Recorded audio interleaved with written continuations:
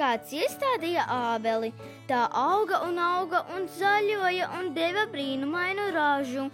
Blakus parādījās ābele pie ābeles, tā pļavā radās liels ābeļdārs, kas baroja apkārtējos ar āboliem. Cilvēki, zaķi un putni priecājās par ābeļdārzu. Tās ir ābeles. Tās aug tāpēc, ka ir saknes. Un zied tāpēc, ka ir ūdens. Au! Es neesmu Ņūtons, un gravitācijas likumi ir sen jau atklāti. Starp ābelēm uzbūvēja mājas. Daudz māju. Tā radās Salaspils centrs. Vēl joprojām blakus dzelzceļam, ap kultūras namu un Salaspils domi, kā arī ap daudz dzīvokļu mājām, aug ābeles, kas zied un dāvina mums ābolus. Tagad daļa ābeļdārza ir kļuvusi par dabīgo pļavu pašā pilsētas vidū, kas sniedz patvērumu no ikdienas steigas. Ne tikai cilvēkiem, bet visām dzīvām radībiņām, kas dzīvo starp mums. Krauklīte sēd ābelē, runā svešu valodiņu. Tu, Krauklīti, viss nezini, kureiz veda mūsu māsiņu.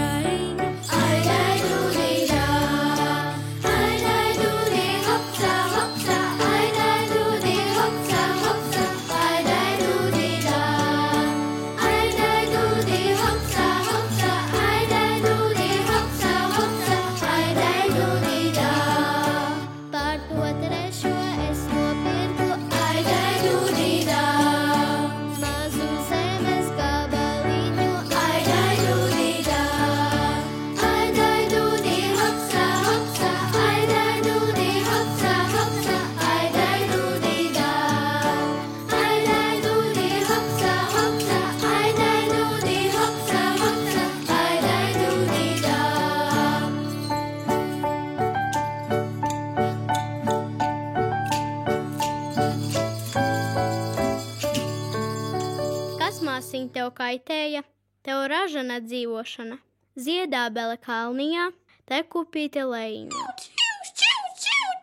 Kupla auga ābelīte, pie brālīša namdurvīm. Pati saules zaros sēd, saules meita pazaros. Pati saules zīdu vērpa, saules meita šķeterēja. Dziedat, meitas, nu iet koši, nu līkst visi mežu gali. Nāk brālīši koklēdami, caur ābeļu birstali.